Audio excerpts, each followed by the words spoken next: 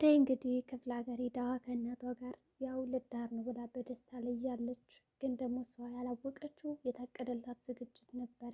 እሱም እንግዲህ አባቷ ለማንም በቃ ሳያሳውቅ ሊድራት ነው ያሰበው።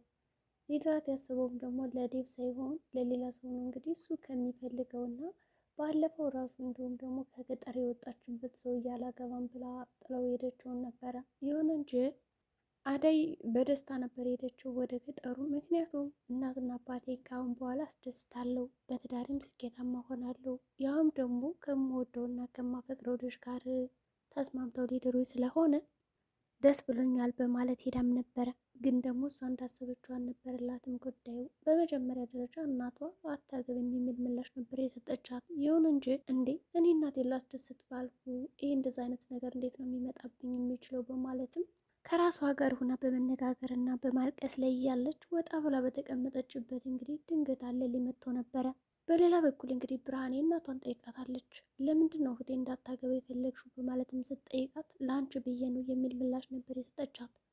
አሁን በእርግጠኝነት እሷ ብታገበው አንቺ ደግሞ ከይንሽ ላይ እያፈቀርሽው እና እየወደድሽው እያለ በኋላ ታይዛችሁ ገደል የምትገቡት እና አንደኛው ምክንያት ይሄ ነው በማለትም ነገረቻት።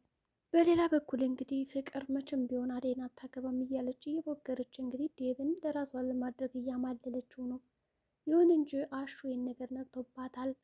እንግዲህ አሹንም ዛሬ የልደት ቀጠሮ አለብኝ በማለት ማንም ሰው እንዳይከተላት ካረገችና ለእናቷም ደግሞ ፍቃድ ጠይቃ ከዛ ቤት መሄድ እንደምትፈልግና ጓደኛዋን ልታገኛት እንደሆነ ካፌ ላይ ለእናቷ በማሳወቅ ወጣም ብላ ነበረ። የፍቅር እናትም ልጇን ያውቋት አይደል ጠንቅቀው ስራዋንና ክፋቷን አሹ ተከተላት፣ ይች ልጅማ ብቻዋን መሆን የለባትም በማለት በድብቅ እንዲከታተላት አድርገውም ነበረ።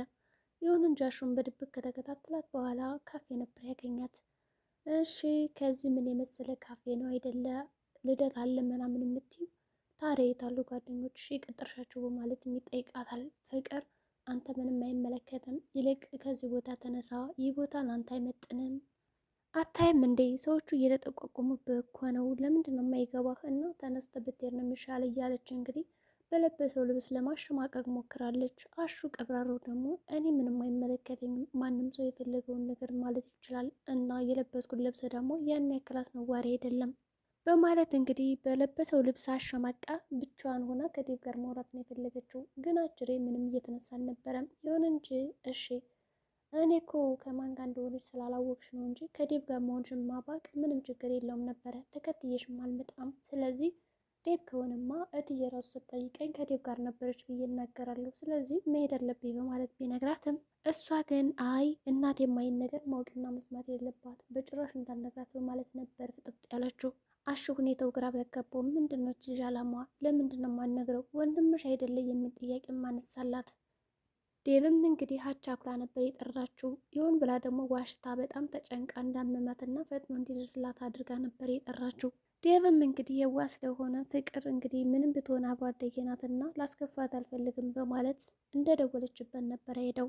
ከሄድም በኋላ ምን ነው ፍቅር ይህን ያክል አቻኩሎሽ አመጣሽ በማለት ሲጠይቃት ከአሹ ቤት መናገር አልፈልግም፣ እኔ እናንተ ጉዳያችን አልጨረስንም፣ ማውራት አለብን። እስካሁን ግን አንተ የፈለግከውን ነገር አውርተሃል፣ እኔ ግን ገና አላወራውም፣ ስለዚህ ማውራት አለብን ትልና ልታወራው ትፈልጋለች። እሱም እሺ በማለት ነበር ያዳመጣት።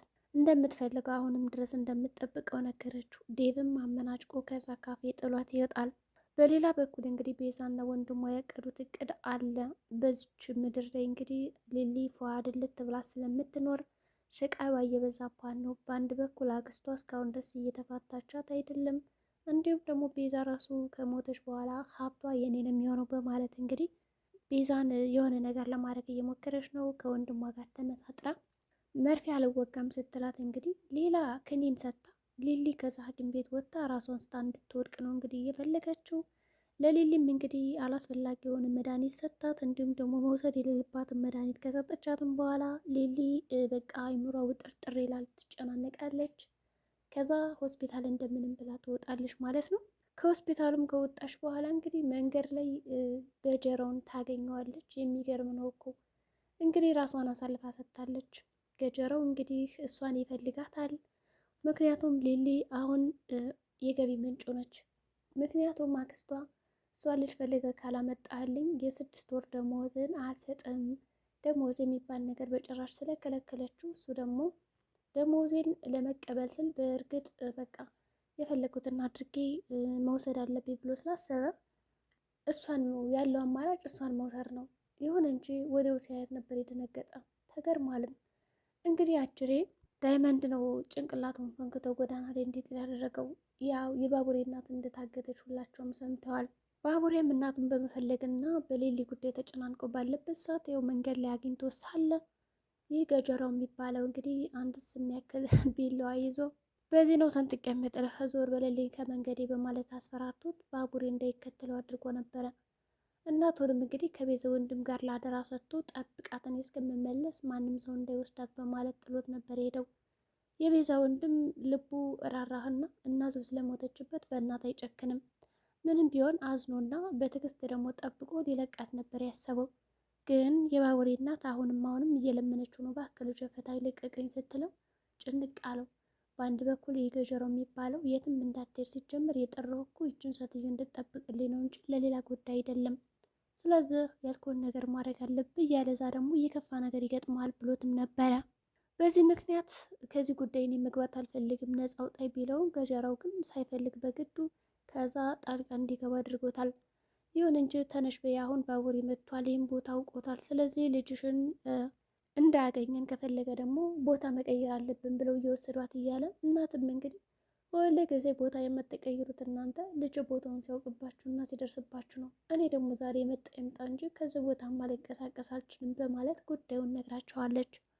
ገጀራው ጎትቶ ከአቅሙ በላይ ስትሆንበት እንግዲህ የቤዛ ወንድም ተተክቷል። ይሁን እንጂ እሱም ቢላት ልትነሳ አልቻለችም። እንደውም እነሳለሁ ብላ እንግዲህ ግን ሊመታትና እጅን አመመኝ ብላ ማልቀስ ትጀምራለች። ይህኔ የቤዛ ወንድም ጭንቅ ይለዋል። እባክህ ልጅ እያለች የምትለምነው ነገር እንዲሁም ደግሞ እናቱ በእናቱ ስለምትለምነው እናቱን እያስታወሰ በትዝታ ጭልጥ ብሏል። ወዲያውኑ ቅምጥልና ባቡሬ መጡ። ይህኔ እንግዲህ እናቱን ጥሏት ነበር የጠፋው። የሮጥም እያለ አሁንም ባቡሬ ካልተከተልኩት ድሮም ጠርጥሬ ነበረ የእሱ እጅ እንዳለበት በማለት ወዳዩን እንግዲህ ሲከታተለው የቤዛ ወንድም ግን አምልጧል። ይሁንም እንጂ ችግር ውስጥ ነው ያለው ምንም በማያውቀው ነገር። ያው ሊሊን እንግዲህ ለመግደል እያሰቡት ያለው ነገር ቢሆንም ግን ደግሞ ከባቡሬ እናት መታገት ጋር ያለው ግንኙነት ሳይፈልግ ነው በግዱ የገባው።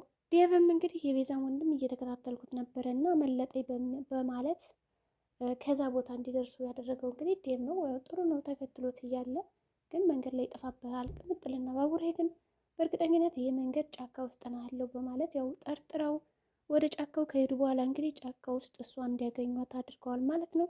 እንዲሁም ጫካውን ሄደው ሲፈትሹ አግኝተዋታል። ሆኖም እንግዲህ አሁንም የቤዛ ወንድም እየተሯሯጠ እያለ ገጀራው ያገኘዋል። ከባቡሬ አመለጥኩ ሲል ከገጀራው እጅ ይገባል።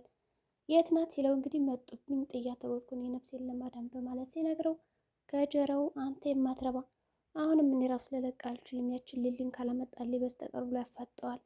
እንግዲህ የቤዛ ወንድምም እኔ ያዝ ውስጥ አልገባም ቢልም ሳትፈልግ በግድ ገብተሃልና አንድ የጀመርከውን ነገር ጨርስ ተብሎ ሊሊን እንግዲህ አሳልፈው ለመስጠት እየተደራደረ ነው። በነፍሱ ነው የመጡበት። ይሁን እንጂ የቤዛ ወንድም እንዴት አድርጎ ነው ሊሊን አሳልፈው ሊሰጣት የሚችለው? እንደገና አሁን ላይ ሩት ስለ ሊሊ ህመም አታውቅም ነበረ፣ ግን ደግሞ አውቃለች። አሁን ላይ ህመሟ በጣም ከባድ እንደሆንም የተገነዘበችና የተረዳች ይመስላል። ቤዛ እንግዲህ ምንድን ነው ግን ህመሟ ብላ ስትጠይቃት እውነቱን ነበር የነገረቻት። ሩትም ክው ብላለች። አሁን ዳይመንድም ያውቃል ይሄንን ነገር። አደይም እንግዲህ ገጠሩነቱን ከሰማች በኋላ አለልኝ እንግዲህ አባትሽ ክዶሻል፣ አጭበርብሮች ነው ወደዚች ገጠር እንድትመጪ ያደረገች በማለት ሲነግራት ፊት ለፊት እንግዲህ አባቱ ይመጣና ያስደነግጠዋል። ግን ደግሞ አለልኝ ዛሬ ጥሩ ታሪክ ነው የሰራው። በቃ አባቷን ሳይፈራ ይኸውልሽ አደይ አጭበርብሮሻል፣ ዋሽቶሻል። እሱ ለዴብ አይደለም ይድርሽ ለሌላ ሰው ነው ብሎ እውነቱን ፍርጥ ያደርገዋል ፊት ለፊቱ። የመጣው ይምጣብ በማለት እንግዲህ ከእውነት ጋር እየተጋፈጠ ይገኛል። አደይም ይሄን ነገር ተመልስ አባቷን ስጠይቀው አዎ ታዲያ እኔ አንድ ምክንያት ነበር የምፈልገው ተመልሰሽ ወደዚህ ገጠር እንደምትመጭና የምትመጭበትን ቀን ደግሞ እያመቻቸው ነበረ። ስለዚህ ድል አድርጌ እድርሻለሁ፣ ግን ለዛ ወጠጤ አይደለም ይላታል። አደይ ይህኔ በጣም ተናደድና ማልቀስ ጀመረች።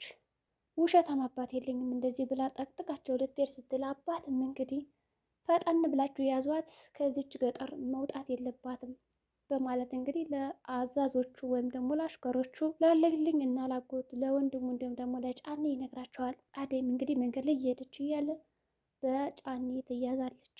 አጎቷም ይዛታል። እየጎተተ እንግዲህ ወደ ውስጥ ይዛታል። እንግዲህ ለአደይ ማን ሊያድናት ይችላል? ማንስ ይደርስላታል?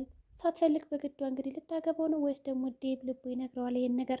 እንግዲህ የፍቅር እናትም ተጨንቃለች። በአደይ በኩል ስልክም እየደወለች አይደለም። ሊሊም ከሐኪም ቤት አምልጣ እንግዲህ ከገጀረው ጋር ተገናኝታለች። ገጀረውም እንግዲህ ለአክስቷ ወስጄ ካልሰጣት ማለት ያሰበ ነው። ግን ደግሞ ደህና ነህ ወይ ብላ አንስተዋለች። መንገድ ላይ ወድቆ ስታገኘው የገጀረው ውሳኔ ምን ሊሆን ይችላል? አሳልፎ ይሰጣታል ወይስ ደግሞ ሊሊን አዝኖላት ይምራታል?